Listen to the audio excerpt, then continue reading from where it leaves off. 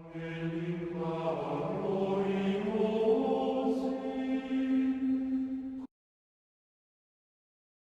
wanted to start by commenting on today's first reading from the book of the prophet Daniel. We have the three individuals, Shadrach, Meshach, and Abednego, and as we heard, they were thrown into this big, huge pit of fire, and yet nothing happens to them. And the king and everyone else is amazed, and they see four people in the midst of the flames, and the fourth has the appearance of a god.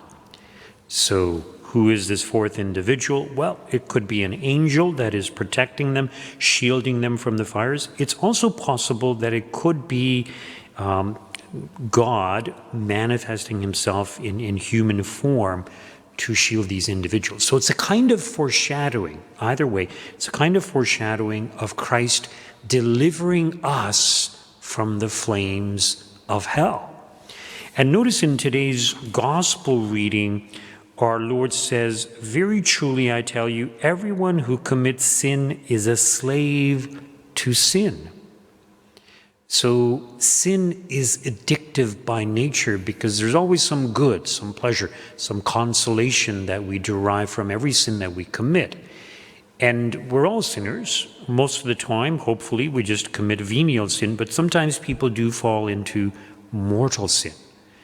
And sometimes they become addicted to mortal sin. And if they persevere in their mortal sin without repenting, without any effort to overcome it, without turning back to God, if they die in a state of mortal sin, well, they would end up in the flames of hell for all eternity. So it's only Christ who can deliver them from that, but their only chance to be delivered is this lifetime. Once our lives are complete, we cannot change the choices that we've made. So throughout our lives, we make many choices, and if we continually choose sin, we become habituated in sin. And so when we die, we're not going to want to give that up. We won't be able to give it up. So the ideal is we strive to overcome it now while we still can, while we still have the ability. The scene that we saw in today's first reading from the book of Daniel with this angel in the midst of the flames with the three young men, it's a reminder to us also of our own guardian angels. Each one of us has a guardian angel assigned to us.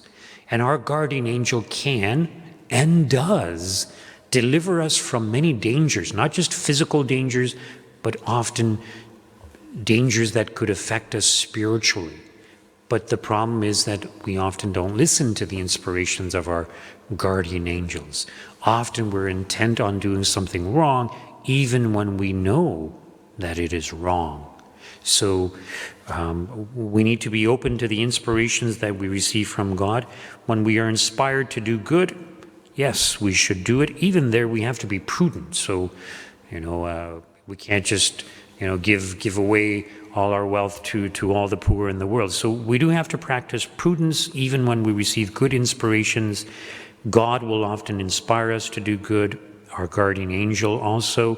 The evil spirits can also inspire us to do good with the sake of getting us to trust them, and then in the end to lead us astray, eventually by leading us astray, by telling us to do things that are not quite good. So we have to be careful when it comes to inspirations like that, but in general, we should be motivated to do good. We should look for the opportunities to do so, but yes, we still need to practice prudence.